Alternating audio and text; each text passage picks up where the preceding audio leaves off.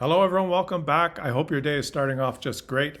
I hope your summer is going well here in Canada. Our summers are magnificent. I can tell from all of the pictures that you're sharing in the I Choose Canada group that many of you are enjoying our great outdoors. And remember, if you're going to spend time outside in the great white north during the summer, don't forget to pack your bear spray. I want to share some very positive news with you today. Some news that's making me more confident.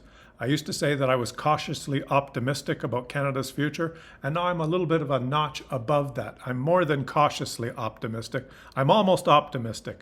And I'm seeing something that I haven't seen for a long time. And let me know if you're noticing this too. I'm noticing that our political leaders, from the federal leaders to provincial leaders, Indigenous leaders, all seem to be working together and cooperating, well, except for one political leader who's actually not a politician right now, but we'll get to that later. And I see and I understand that our country is heading in the right direction. Now, sometimes it's hard to notice this because things move slowly and there's lots of individual stories and individual reports, sometimes in different echo chambers that just focus on one thing, one statement, one slogan, or one particular thing that happened and that's spun in a certain way. But what I'm going to try to do in this video is weave it all together for you and kind of paint the picture of where we're going. All right, let's get into it. Reported here on CTV News. Métis leaders strike note of optimism after meeting with Carney on major projects. Now, some of you might not be aware, but Mark Carney, our Prime Minister, has had a meeting with Indigenous leaders in our country to discuss Bill C-5. Now, Bill C-5 is some legislation which is now passed and is law in Canada, which is designed to accelerate major nation-building projects. And though it's designed to fast-track projects like pipelines, for instance, it's designed to take into consideration and maintain Indigenous rights in our country.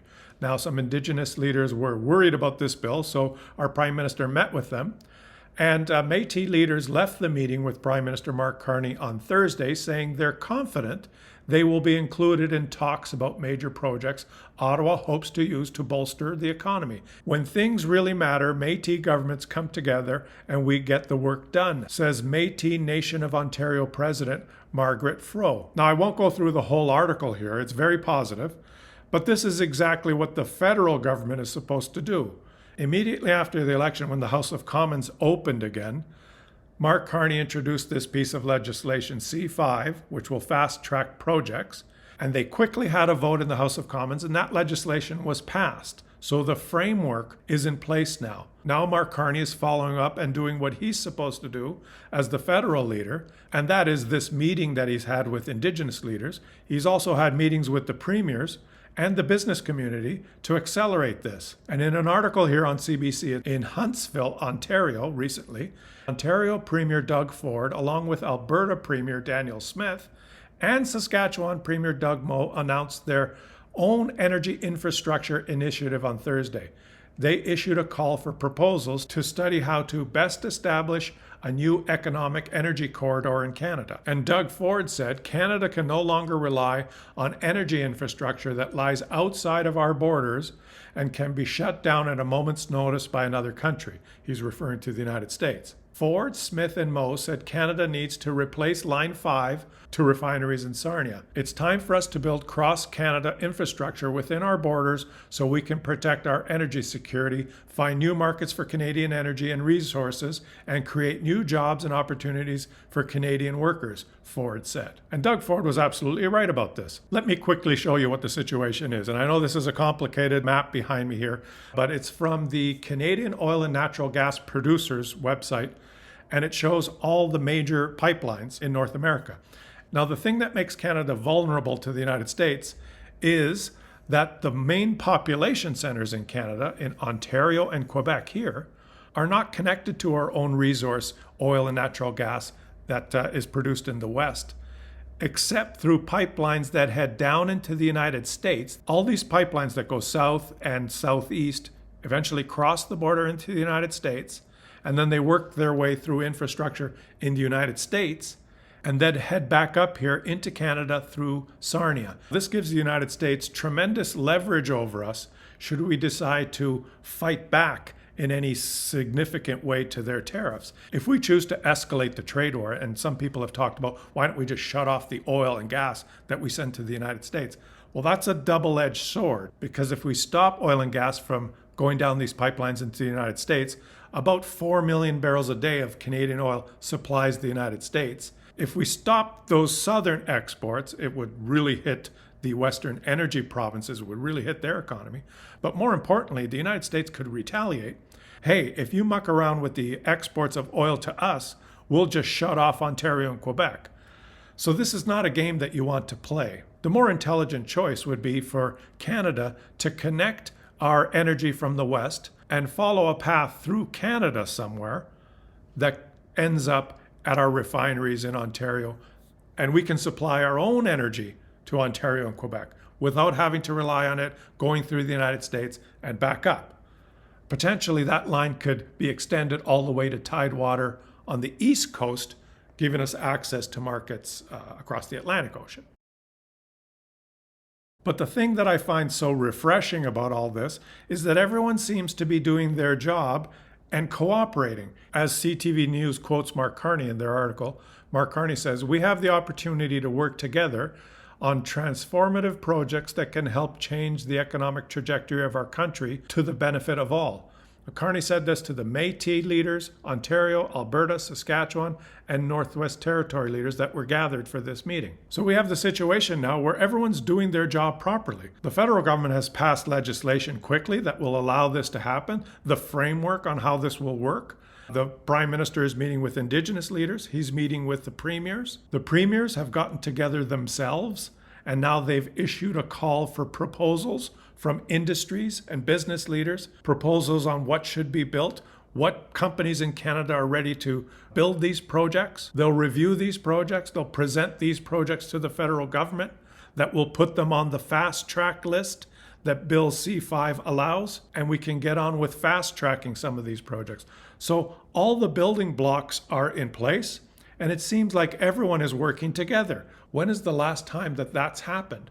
There's been many federal governments in Canadian history that didn't have First Ministers meetings or meetings with Indigenous people for years and years and years at a time.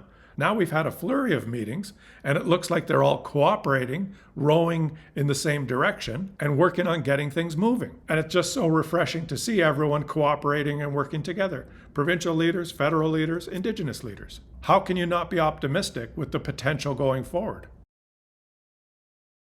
Poilievre says Carney's moving in the wrong direction, pledges to legalize pipelines.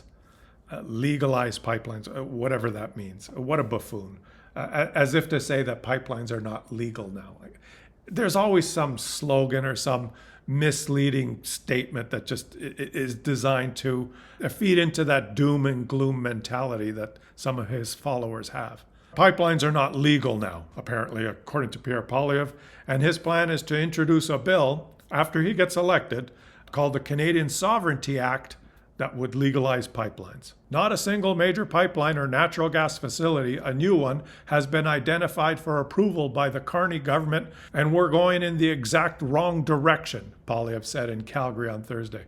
Now, I just told you how the premiers are working with industry leaders to identify these projects and see if they're viable and bring them forward and work with the federal government. They're all working as a team. Look how happy they are sitting there working together. But of course, it's Pierre Poilievre's position to just say the federal government is doing everything wrong, and I'm just going to snap my fingers and make pipelines legal again. Now remember, he's campaigning for his life now. Now he's running in a by-election in a riding near Red Deer, Alberta.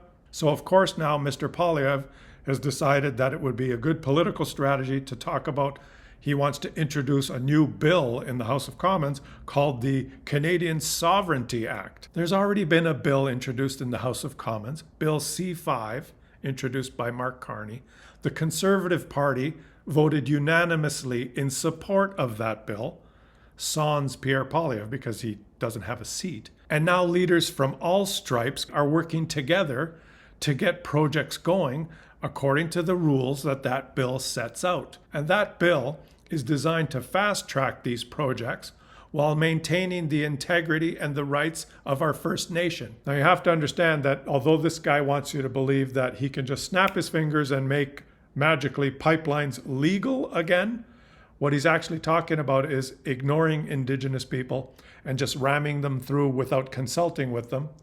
And that would just lead us down the path of endless court challenges and endless fights with Indigenous people, as they will obviously protest. And it could actually end up delaying projects for years and years and having the business community not want to get involved if there's so much controversy. So not really a good idea, but nice hat. What a waste of time, and what a disruptive politician he is. It's been such a breath of fresh air seeing how Parliament and how politicians are working together and cooperating now. And probably he will get elected in this riding, because the riding he's running in is they would elect a flower pot if it was a Conservative candidate. And then he'll make the case that he should carry on as leader, and the Conservatives will have to have their leadership review.